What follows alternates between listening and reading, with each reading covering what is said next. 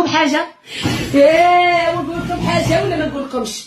واحد النهار حكيت لكم في اللايف وقلت لكم عندي وحده نعرفها وهي راجلها يعايرها بالعيد وهي باش تشري عتروس هي ومرت با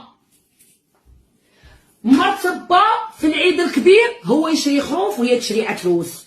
باسكو كيفاش تشري خروف يعايرها بيه كملتيه يحسبها لها، درتيه فعلتي له دير لها يقلع لها من الجده وحجبي من عند باك وباك على ما جبتيش وباها تعطي مسميه المسكين. ما كملتلكمش استني نعاود راه مازال ما تقهويتش. يعايرها به بداك الخروف، مسكينه اش دير؟ تروح تجيب عتروس، هي تعيد بالعتروس تاعها وهو يعيد بالكربش تاعه. هذه من ناحيه هذه خاطيها. والسيبح من الدار سكن بعيده خلي الخير دارها هو فيه الناس اللي قبلي انا اللي عندهم الخرا تاع الدراهم باش يجي انا مقود عليا راكو طامعين فيا ندير فيه الخير.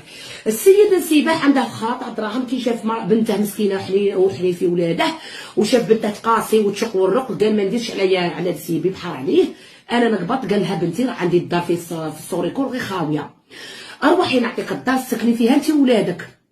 هذه قبل لا يقول قالها لها منا وما قبل لا يقولها لها قالها لها استني قالها لها قالها لها كيما هكا. هي قال لها بوها كيما هكا باش يعطيها دار في السوريكور هاك دير بلون دار دوسول هاك دير تشعل شعيل.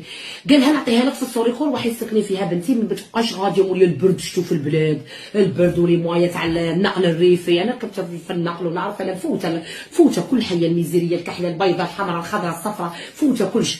النقل من البلاد من بن عباس من لي زونفيرو ماشي ساهله واعره.